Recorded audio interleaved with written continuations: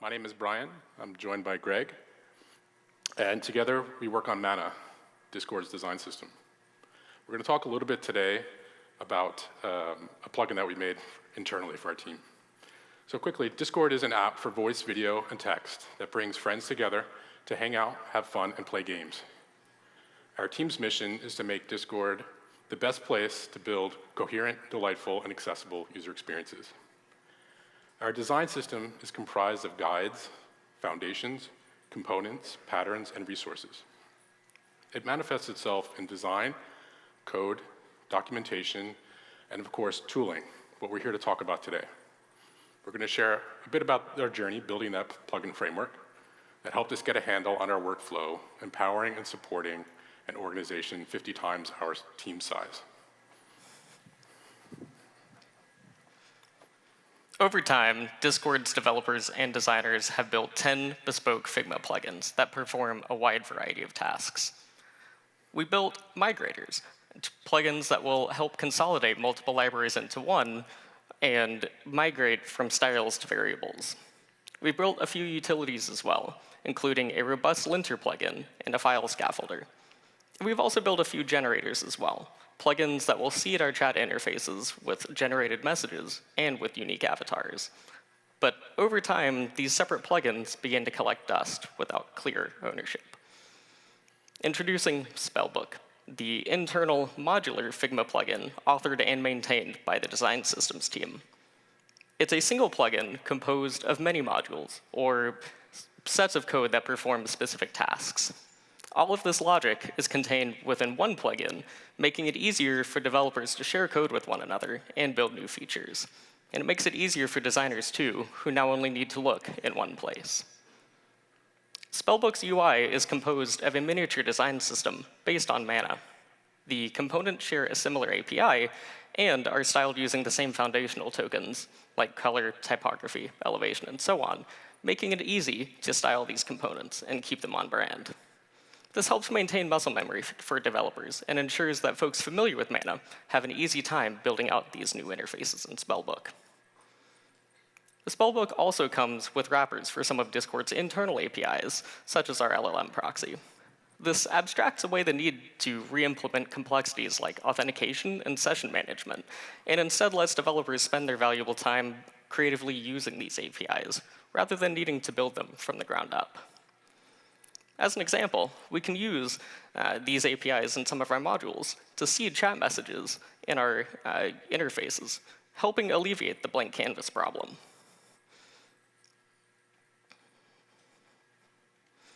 Spellbook also comes with helpful safety tools as well, including branch protection.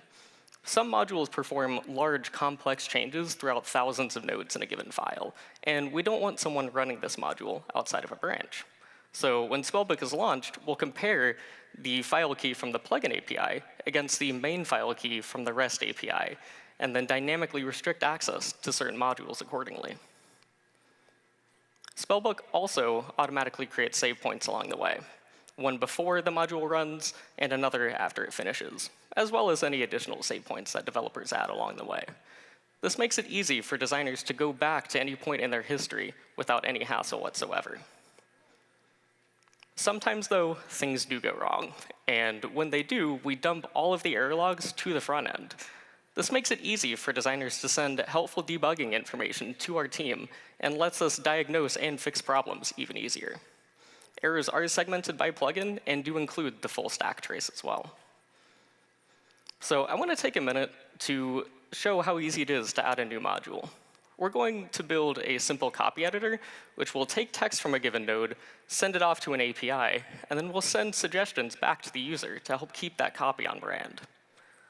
So first, we're going to define a new action. And this is done by simply adding a new file in the actions folder and exporting a single config object that will contain the type or a unique name for this action, a receive function that defines what should happen when we receive the appropriate event from the front end, and a send function that determines how to send data back to the front end after we're done.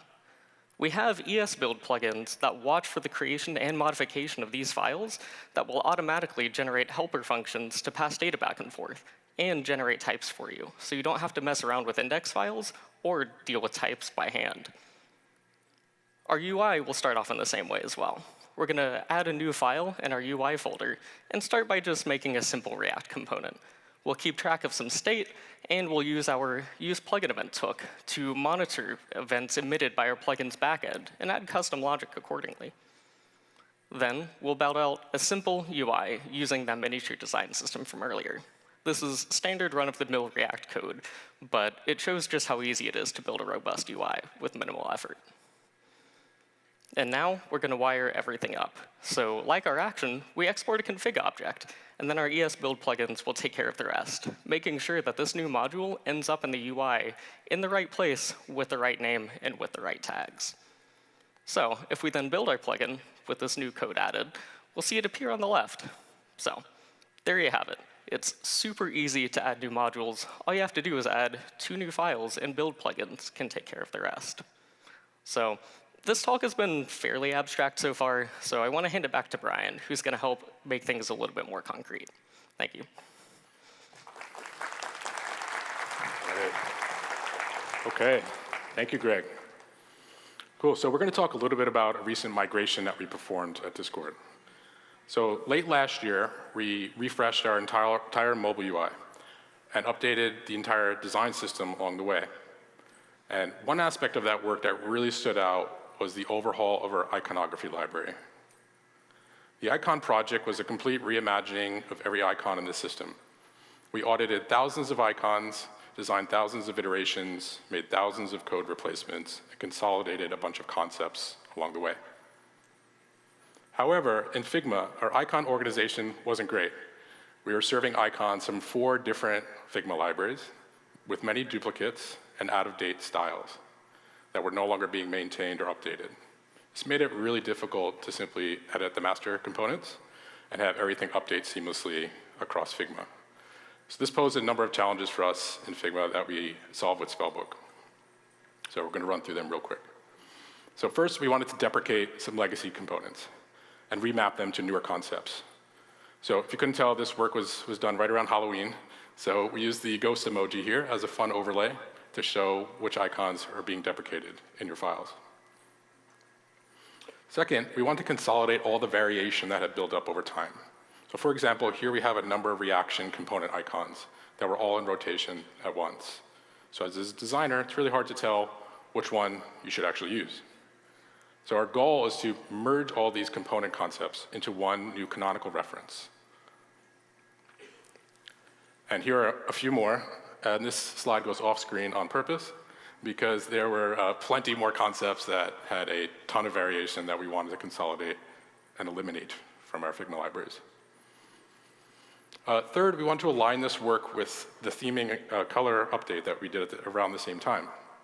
So in doing so, we wanted to transition from the old color styles in Figma to the new variable system, while preserving things like instance color overrides along the way, and remapping to some of our newer token concepts.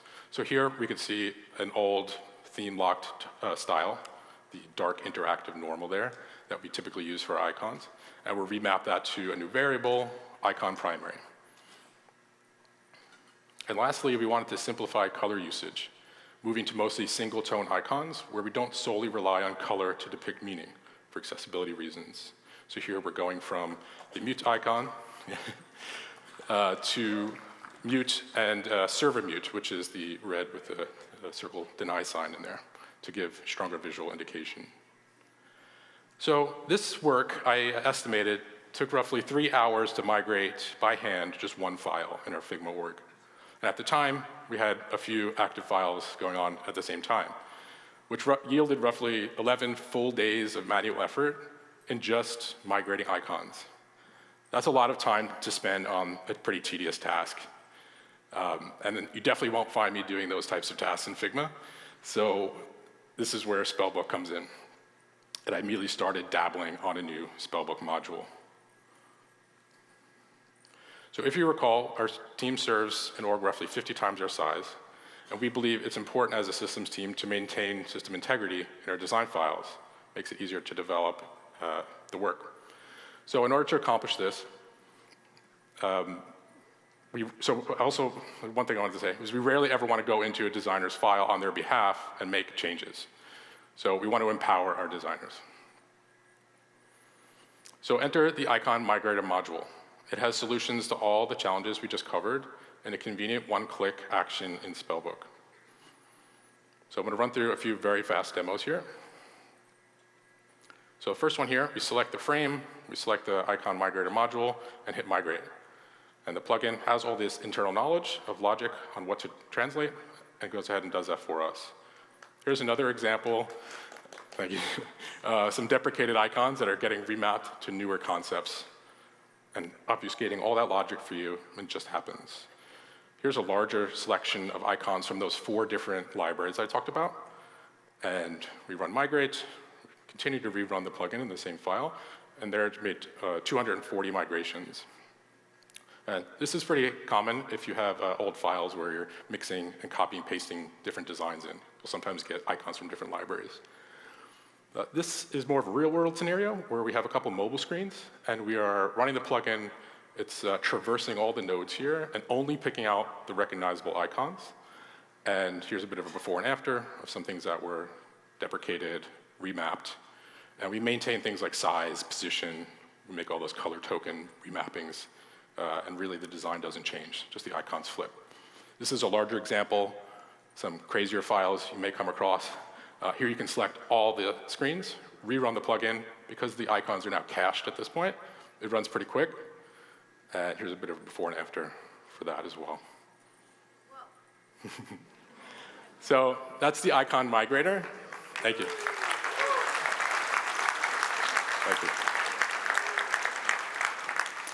And it helped buy us back those 11 days to do other things, like work on other projects from our roadmap. So this sort of tool allows our team internally to update our own design system components that have icons in them and publish those. And it also empowers and crowdsources that work to the rest of the designers on our team in a way where we can help spread that maintenance workload. So plugins like this aren't flashy, but maintenance tasks on a system rarely are. But it's reliable, it gets the job done, and was, most importantly, very fast to build, much faster than doing it by hand. So just a quick recap of some of the things we learned. Use what you have. So as Greg showed, we used existing APIs and design systems, or UI kits, to actually build the plugin itself. We want to build low-friction and forgiving tools, meaning they should be safe to run. So mechanisms like branch protection and the save point creation make it really easy and approachable. If you do run into an issue running the plugin, you can back out very easily, because no one really likes to run risky tools on their massive projects that are in flight. We want to force multiply and crowdsource updates. So if you're a small but mighty team like ours, utilizing your broader design team to help maintain systems, tools like this can help empower the rest of the team. And a single modular plugin improves discoverability. So as you saw earlier in the talk, we have at 10 to 15 different plugins. It's really hard for our team to know when we launch something new or where to find it or what the name of it is. Having one modular plugin centralizes a lot of that stuff, so we can create new plugins, release them, and it's all in the same place. So lastly, just leave you with this. One person running a tool can be pretty impactful, but an entire organization working together becomes powerful. And that's our time. So we hope you enjoy this walkthrough. And if you'd like to continue, feel free to reach out. Thank you.